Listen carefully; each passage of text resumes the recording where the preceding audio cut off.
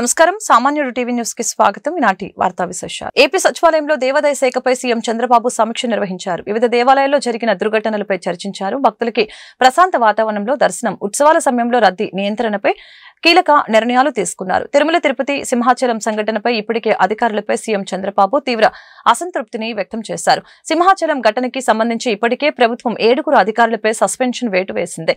ఇటీవల విశాఖపట్నం జిల్లాలోని సింహాచలం వరాహ లక్ష్మీ నరసింహస్వామి ఆలయంలో అపశృతి చోటు చేసుకున్న విషయం తెలిసిందే.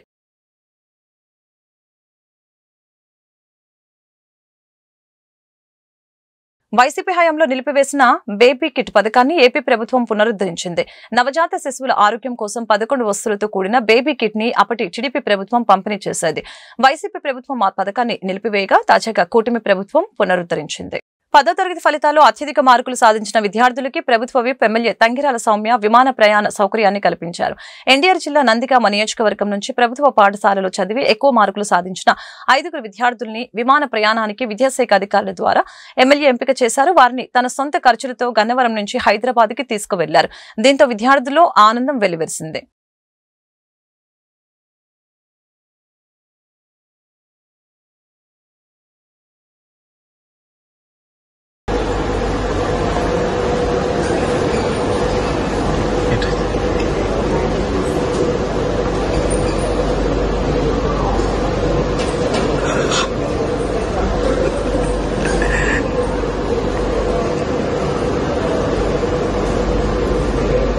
ప్రభుత్వంలో విలీన అనంతరం ఆర్టీసీ ఉద్యోగులు అనేక ఇబ్బందులు ఎదుర్కొంటున్నారని ఎన్ఎంయూఏ కార్యనిర్వాహక సభ్యులు తెలిపారు.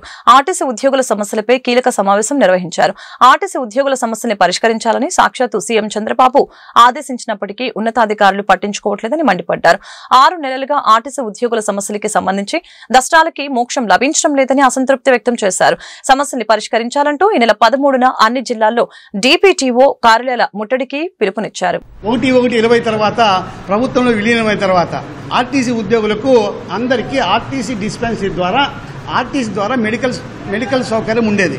ఏపీఎస్ఆర్టీసీలో అరౌండ్ ద క్లాక్ పనిచేసే ఉద్యోగులకు ఈహెచ్ఎస్ వల్ల మెరుగైన ఉద్యోగం లభించదు కాబట్టి పాత వైద్య విధానాన్ని ఆర్టీసీలో పనిచేసిన 48,000 మంది ఉద్యోగులకు అమలు చేసిన అవసరం అయితే ఉంది అని కూడా ఈ సందర్భంగా మీ ద్వారా ప్రభుత్వానికి ఆర్టీసీ అధినేత ఎవరైతే ఉన్న ఎండీ గారికి విజ్ఞప్తి చేస్తున్నాం. 4,000 మంది మహిళా ఉద్యోగులకు ప్రభుత్వ జీవో ప్రకారం జైలుకే ఇవ్వాల్సిన అవసరం అయితే ఉంది. ఇవి న్యాయమైన డిమాండ్స్. ఇవన్నీ ప్రభుత్వ నిర్ణయాలకు వ్యతిరేకంగా ఆర్టీసీ అధికారులు పనిచేస్తూ ప్రభుత్వానికి చెడ్డ పేరు తెచ్చే విధంగా పనిచేస్తున్నారు కాబట్టి న్యాయమైన ఆర్థికేతర అంశాలు ఏదైతే ఉన్నాయో వాటి సామరస్యంగా పరిష్కారం చేసి ఉద్యోగులందరికీ సస్పెండ్ కాకుండా, రిమూవ్ కాకుండా, ట్రాన్స్ఫర్స్ కాకుండా, అక్రమంగా పనిష్మెంట్స్ ఇవ్వకుండా 1/19 అమలు చేసి ఆర్టీసీలో ఉన్న ఉద్యోగుల యొక్క అన్రెస్ట్ను తొలగించాల్సిందిగా ఈ సందర్భంగా ప్రభుత్వ పెద్దలను వినయపూర్వకంగా విజ్ఞప్తి చేస్తూ ఆర్టీసీ యాజమాన్యమే ఇచ్చినటువంటి సమస్యలు ఏదైతే సర్క్యులర్స్ ఏదైతే ఉన్నాయో వాటిని అమలు చేయమని 6 నెలల నుంచి మొత్తుకోవాల్సిన పరిస్థితి. ముఖ్యమంత్రిగా ఏదైనా సమస్య వస్తే స్పాట్లో పరిష్కారం చేయమంటున్నారు. 6 నెలలు చర్చించేటువంటి ఖాళీ లేదు అధికారులకి. ఎంత విడ్డారో ఆలోచించండి. అందులో సస్పెన్షన్స్ ఉన్నాయి, రిమూవ్స్ ఉన్నాయి, ఇంక్రిమెంట్ పనిష్మెంట్లు ఉన్నాయి.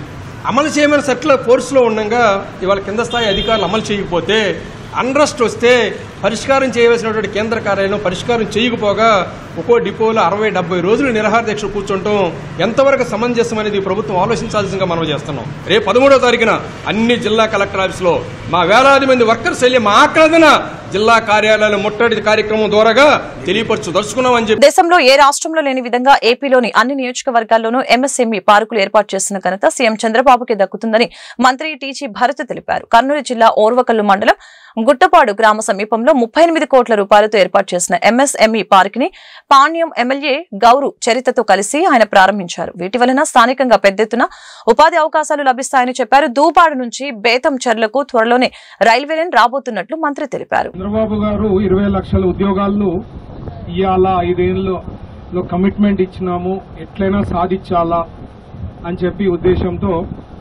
ఒక ఎకో సిస్టమ్ బిల్డ్ చేస్తే ఎక్కడైనా పాసిబిలిటీ ఉంది ఆ ప్రాంతాల్లో చిన్న ప్రాజెక్ట్ కానీ పెద్ద ప్రాజెక్ట్ కానీ పెట్టేదానికి అవకాశం ఉంటుంది అని చెప్పి ఉద్దేశంతో ఈ 175 నియోజకవర్గాల్లో ఎంఎస్ఎంఈ పార్కులు పెట్టాలన్న ఐడియా థాట్ చంద్రబాబు గారిదండి.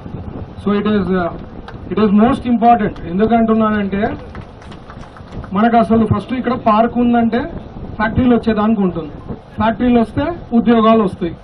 సో అసలు ఆ ఫ్యాక్టరీ ల్యాండ్ అనేది ఎంఎస్ఎంఈ పార్క్ పెట్టాలనే ఆలోచన అనేదే లేకపోతే సో ఎక్కడో కొన్ని చోట్లనే ఉంటాయి, లేకపోతే ఎక్కడ వీళ్ళు పోర్ట్ దగ్గరనో లేదంటే వాట్ ఎవర్ పాసిబుల్ ఎక్కడ ఏరియాస్ జోన్స్ ఉన్నాయో అక్కడే పోవాలనే ఆలోచన ఉంటుంది.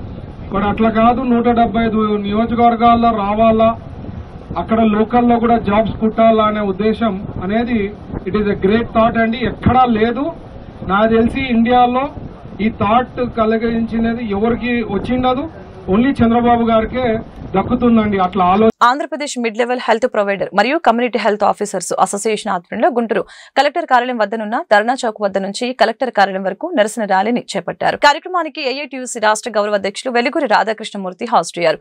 ఈ సందర్భంగా వారు మాట్లాడారు. రాష్ట్ర ప్రభుత్వం కమ్యూనిటీ హెల్త్ ఆఫీసర్లకు కనీస వేతనాన్ని ఇవ్వకుండా వారిని ఇబ్బందులకి గురి చేయడం దారుణమని చెప్పారు. తక్షణమే కమ్యూనిటీ హెల్త్ ఆఫీసర్ల సమస్యని పరిష్కరించాలని, లేని పక్షంలో పెద్ద ఎత్తున ఉద్యమం ఉధృతం చేస్తామని హెచ్చరించారు. 100,000 మంది ఉద్యోగులు హైలీ క్వాలిఫైడ్ వీళ్ళందరూ పోస్ట్ గ్రాడ్యుయేట్ చేసినటువంటి వాళ్ళు. వేరే ఉద్యోగాల్లోకి వెళ్తే కొన్ని $100 సంపాదించుకోవడానికి అవకాశం ఉన్నటువంటి వాళ్ళు. ఇదేదో ప్రభుత్వ ఉద్యోగం అని చెప్పి ఇందులో చేరితే ఒక పరీక్ష రాయించారు, పరీక్ష పాస్ అయిన తర్వాత ఇంటర్వ్యూలు చేశారు, సెలక్షన్ ఆర్డర్ ఇచ్చారు. ఆ సెలక్షన్ ఇచ్చేటప్పుడే జీతం ఇంత, ఇన్సెంటివ్ ఇంత అనేటువంటిది వాళ్ళకి ఇచ్చినటువంటి ఆర్డర్లోనే ఉంది. వాళ్ళకి కన్సాలిడేటెడ్ వేతనం ఇస్తున్నారు, కానీ వాళ్ళు చెప్పినటువంటి వాగ్దానం చేసినటువంటి ఇన్సెంటివ్ మాత్రం ఇవ్వటంలా. ఆ ఇన్సెంటివ్ డిమాండ్ చేస్తున్నారు వీళ్ళు. ఎంత న్యాయమైందో మీరు ఆలోచన చేయండి. రెండోది ప్రావిడెంట్ ఫండ్ ఒక్కసారి ప్రావిడెంట్ ఫండ్ నంబర్ వస్తే వాళ్ళు ఎంత పెద్ద ఉద్యోగాల్లోకి వెళ్ళిపోయినా ప్రావిడెంట్ ఫండ్ కట్ అవుతుంది. ప్రావిడెంట్ ఫండ్ ఫెసిలిటీ ఆ సౌకర్యాన్ని అందజేయాలి. వీళ్ళకి మీకు జీతం ఎక్కువగా ఉందని చెప్పి వీళ్ళకి ప్రావిడెంట్ ఫండ్ ఎగ్గొట్టుతున్నారు. ఇది అన్యాయం. వాళ్ళకి ప్రావిడెంట్ ఫండ్ ఇవ్వాలి. తర్వాత 6 సంవత్సరాలు కాదు, 240 రోజులు పనిచేసిన తర్వాత ఎవరినైనా రెగ్యులర్ చేయాలి. రెగ్యులర్ చేసి రెగ్యులర్ జీతాలు ఇవ్వాల్సినటువంటి అవసరం ఉంది, చట్టబద్ధమైనది. వాటిని తిరస్కరిస్తున్నారు.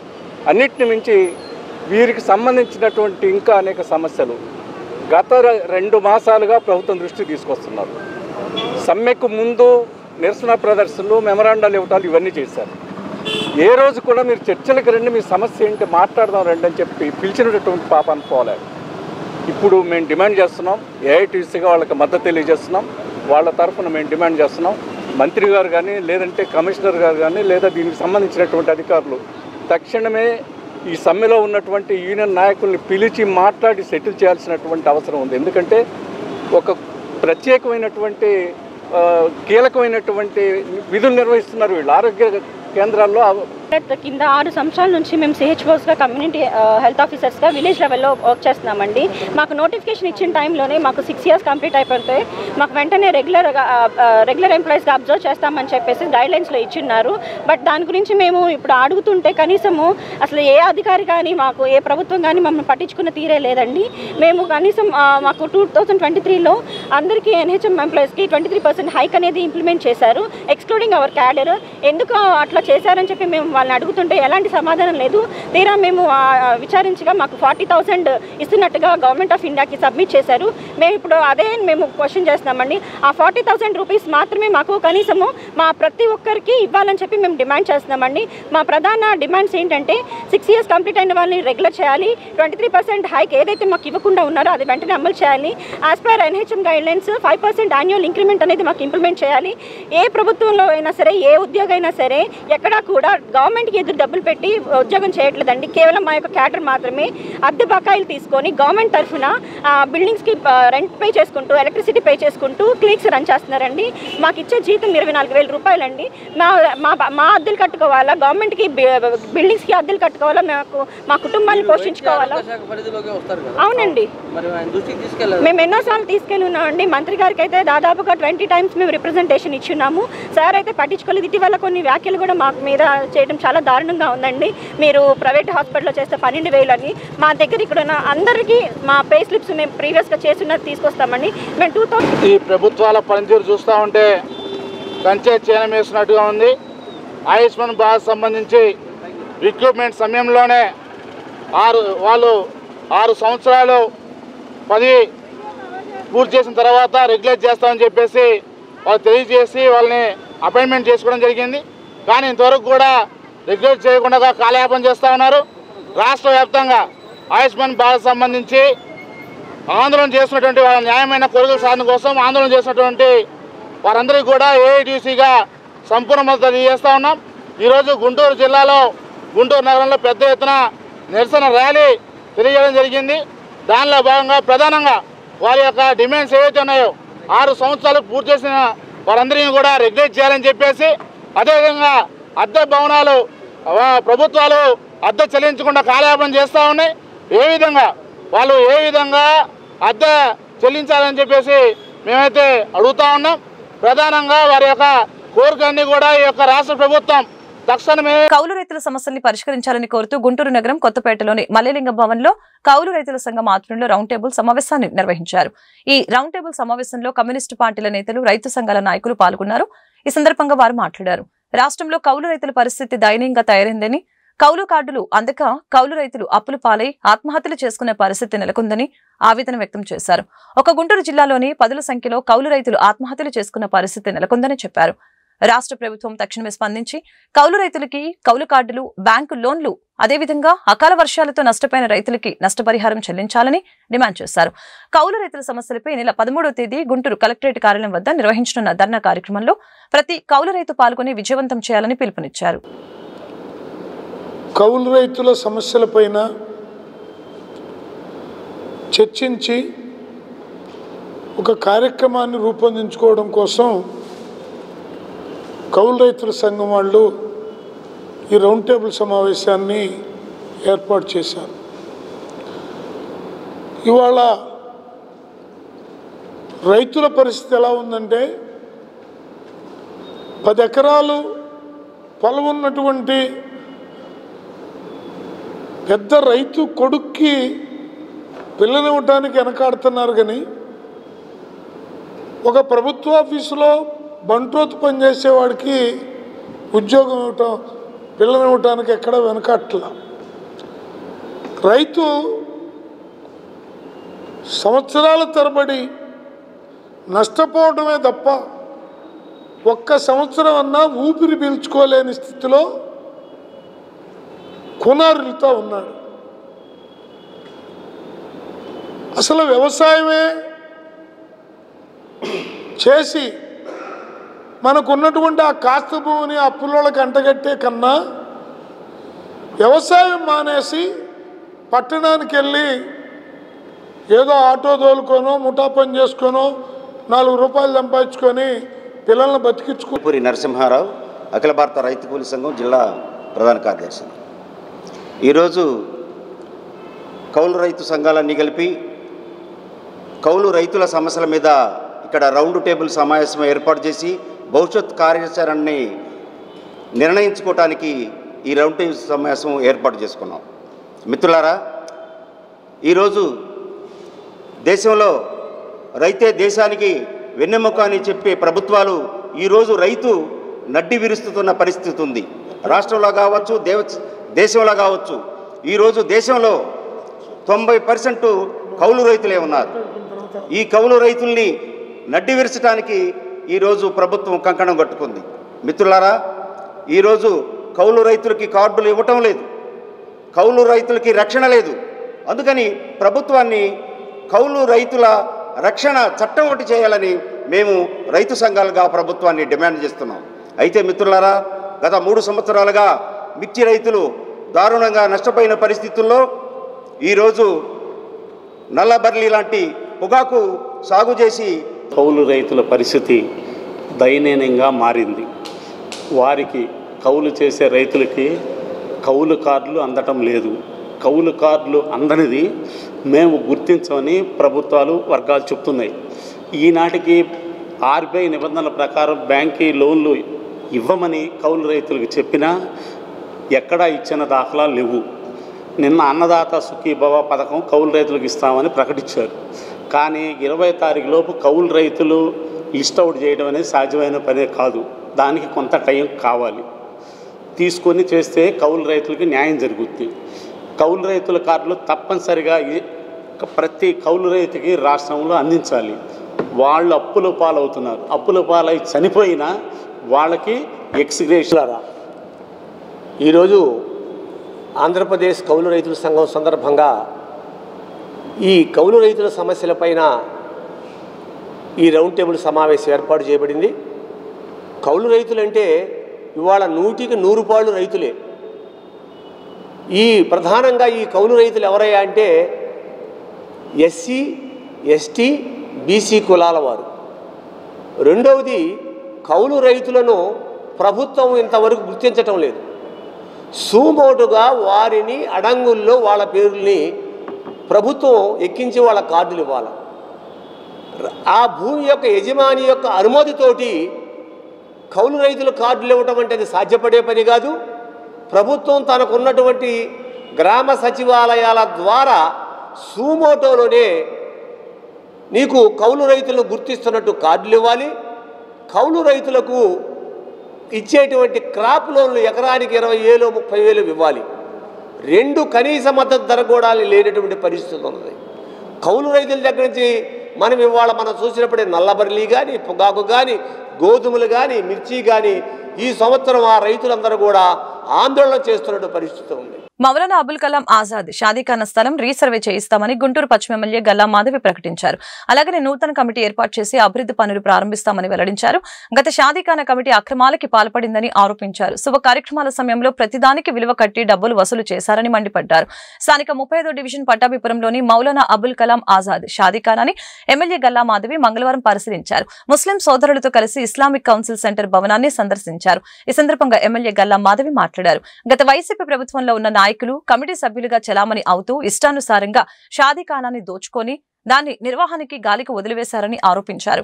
ఇస్లామిక్ కౌన్సిలింగ్ సెంటర్ భవనం పూర్తి కాకముందే ప్రారంభోత్సవం చేసి ఎన్నికల్లో లబ్ధి పొందాలని చూశారని మండిపడ్డారు. షాదీఖానా వెనుక స్థలం ఆక్రమణకి గురైందని దానిపై విచారణ జరిపిస్తామని చెప్పారు. కార్యక్రమంలో స్థానిక కార్పొరేటర్ ఈరంటి వరప్రసాద్, షేక్ అబ్దుల్ రహీం, లాల్ వజీర్, రఫీ, బాజీ, నాగూర్, సుబానీ, రబ్బానీ, నజీర్, బుడే, మీరావలి, బాబు, అస్మా, రఫీ, షైదా తదితరులు పాల్గొన్నారు. శుభకార్యాల కోసం అని నిర్మించుకోవడం జరిగింది. అత్యంత తక్కువ ఖర్చుతో ఒక పేదవాని శుభకార్యం జరగాలి అన్న ఒక మంచి ఆలోచనతో ఈ యొక్క షాదీఖానాన్ని నిర్మించుకోవాల్సిన అవసరం ఆనాడు కలిగి అందరు ముస్లిం సోదరులు కూడా దీనికి కంకణం కట్టుకొని ఈ యొక్క షాదీఖానాన్ని ఏర్పాటు చేసుకోవడం జరిగింది.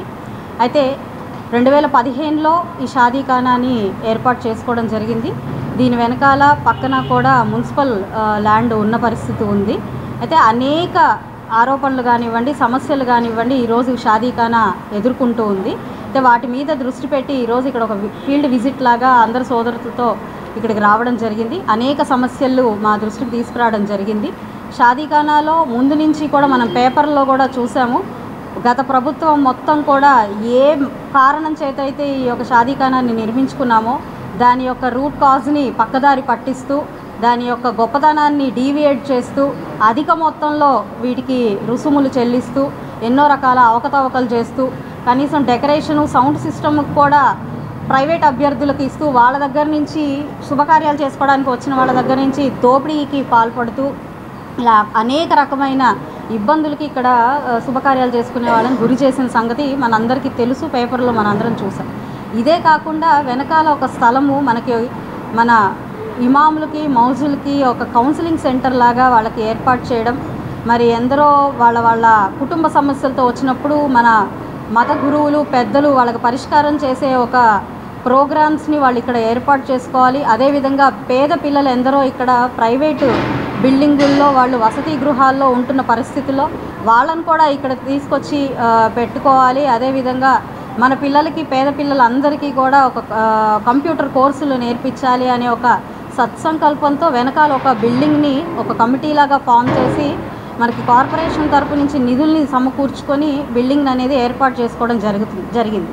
అయితే కొంత అదర్ ఫండ్స్ ద్వారా కూడా ఇది ఒకటి తీసుకొచ్చి కంపల్సరీగా ప్రజలకి అందుబాటులోకి తీసుకురావాలనే ఒక సత్సంకల్పంతో ఈ యొక్క బిల్డింగ్ని కూడా ఏర్పాటు చేసుకోవడం జరిగింది. అయితే కొన్ని అనివార్య కారణాల వల్ల, కాస్త నిధుల కొరత వల్ల ఆ బిల్డింగ్ అనేది అలాగే ఆగిపోయిన పరిస్థితి కనపడుతూ ఉంది.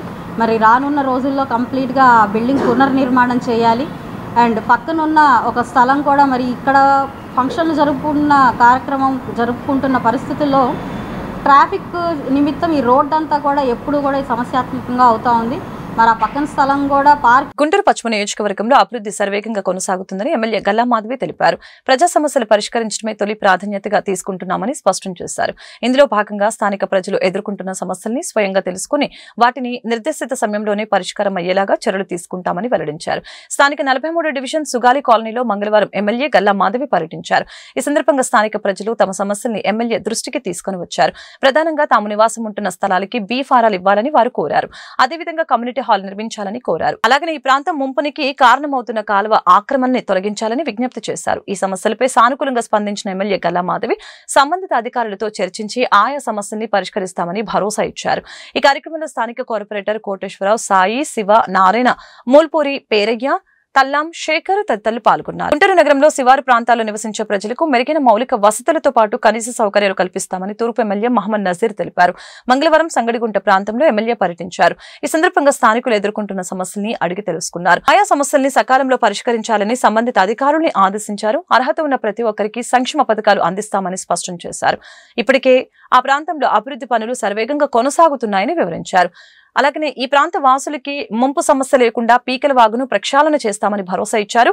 కార్యక్రమంలో కూటమి నాయకులు పాల్గొన్నారు. నగరంలో ఉన్నటువంటి శివారు ప్రాంతాల్లో మౌలిక వసతులు కల్పించాలనే ఆలోచనతో సంగుడిగుంట ప్రాంతం దాదాపు 50 సంవత్సరాల పైన చరిత్ర కలిగినటువంటి సంగుడిగుంట ప్రాంతంలో అనేక ప్రాంతాల్లో కనీసం డ్రైన్లు కూడా లేనటువంటి పరిస్థితిలో ఈరోజు సంగుడిగుంట కబాడిగుంటం ప్రాంతంలో మొత్తం సీసీ రోడ్లు, డ్రైన్లతో పాటు అవసరమైనటువంటి అన్ని కార్యక్రమాలు కూడా ఎలక్ట్రికల్ సంబంధించినటువంటి ట్రాన్స్ఫార్మర్స్ని రిపేర్ చేయించడంతో పాటు ముఖ్యంగా ఆ ప్రాంతంలో ఉన్నటువంటి శానిటేషన్ మీద కూడా ప్రత్యేకమైనటువంటి శ్రద్ధ తీసుకొని అధికారులను అప్రమత్తం చేయడం జరిగింది. రాబోయేటువంటి రోజుల్లో సంగడిగుంట ప్రాంతంలో ప్రతి ఒక్క అవసరాన్ని కూడా గుర్తించి వారికి కావాల్సినటువంటి మౌలిక వసతులన్నీ కూడా ఏర్పాటు చేస్తూ ముఖ్యంగా ఈ ప్రాంతంలో ఇబ్బందిగా ఉన్నటువంటి పీకల్ వాగు డీసిల్టేషన్ ఏదైతే ఉందో పీకల్ వాగుని సిల్టేషన్ కార్యక్రమాన్ని కూడా వేగవంతం చేస్తూ తప్పకుండా రాబోయేటువంటి వర్షాకాలంలో సంగడిగుంట కబాడిగూడెం ప్రాంతంలో ఎక్కడ కూడా మురికి నీరు ఇళ్లలోకి వచ్చేటటువంటి పరిస్థితి లేకుండా ముందు అధికారులను అప్రమత్తం చేస్తూ ఆ కార్యక్రమాలన్నీ కూడా. ఈ వార్తలు ఇంతటితో సమాప్తం. మరొక బులెటిన్లో మళ్ళీ కలుద్దాం. నమస్కారం.